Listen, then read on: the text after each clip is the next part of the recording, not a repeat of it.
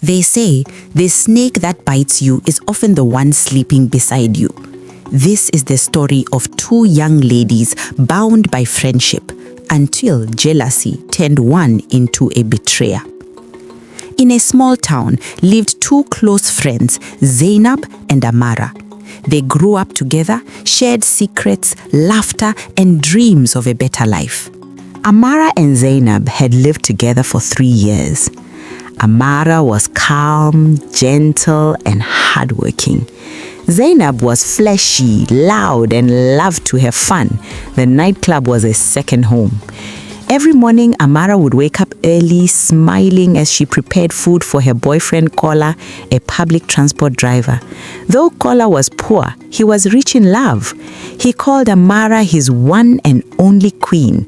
He made sure to check upon her multiple times in a day and never failed to show care. Zainab watched all of this quietly.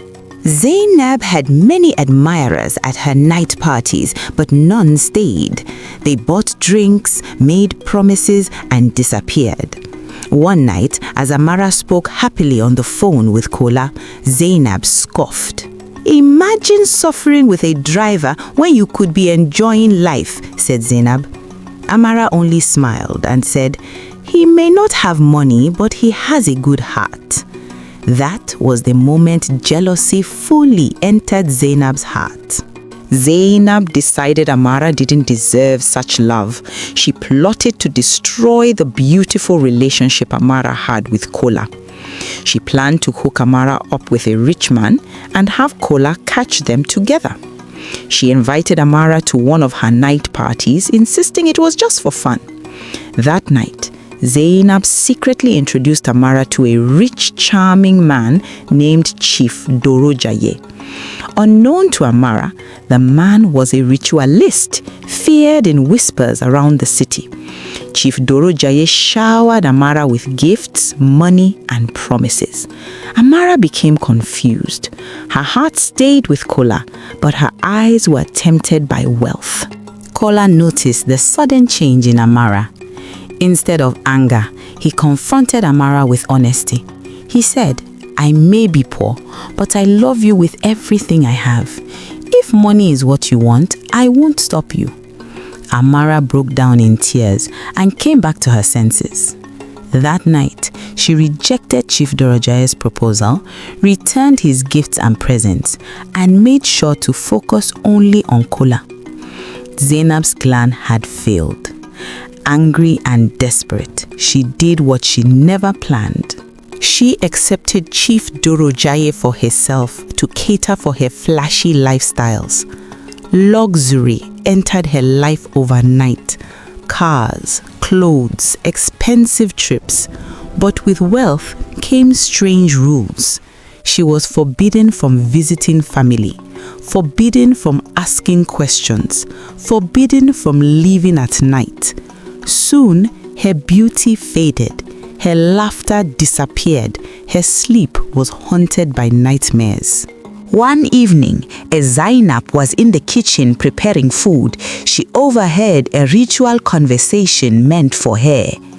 She tried to have an escape plan, but realized too late she was never loved. She was only fed with money, only to be used like a chicken being raised for Christmas supper. When she tried to escape, Chief Dorojaye reminded her, "You chose this life for your greedy self. Since you are too lazy to work, I didn't force you." Zainab lost everything: freedom, peace, and herself.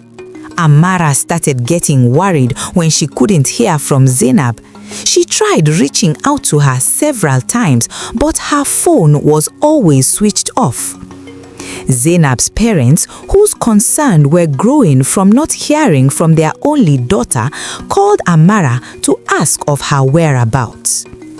Amara was left with no choice but to tell them Zainab had followed a rich man who was known to be a ritualist. Now, she had to act fast to save her friend if she was still alive. She discussed the situation with Kola, who advised to report to the police. The next day, before the cock could crow, Amara and Kola were already at the police quarters to make a report. The police also acted swiftly and dispatched a team of theirs to go and search the house of Chief Durojaye. Chief Durojaye, who was busy putting things together to sacrifice Zainab, received a knock at his door. He opened the door and there the police was. The police asked if he knew of a lady called Zainab. Chief Durojaye was in the verge of denying when Amara stepped to the front and said, "You wicked man, I am very sure my friend is in your house. Let her go." The police decided to force their way into his house to search for Zainab. About 30 minutes of searching, they finally located Zainab in Chief Durojaye's basement, hands and feet tied together, mouth wrapped with tape, and starved for days. They were right in time to rescue her from being sacrificed. Chief Durojaye was arrested. Zainab was admitted to the hospital. Zainab started crying when she saw Amara's face. She asked her for forgiveness and narrated all her plots, which backfired. Amara forgave her friend and took care of her as she would for her sister. Although Amara and Kola struggled, they were also able to build a life filled with love and dignity. Jealousy doesn't destroy others first, it destroys the one who carries it. Zainab wanted another woman's happiness and ended up paying with her own destiny.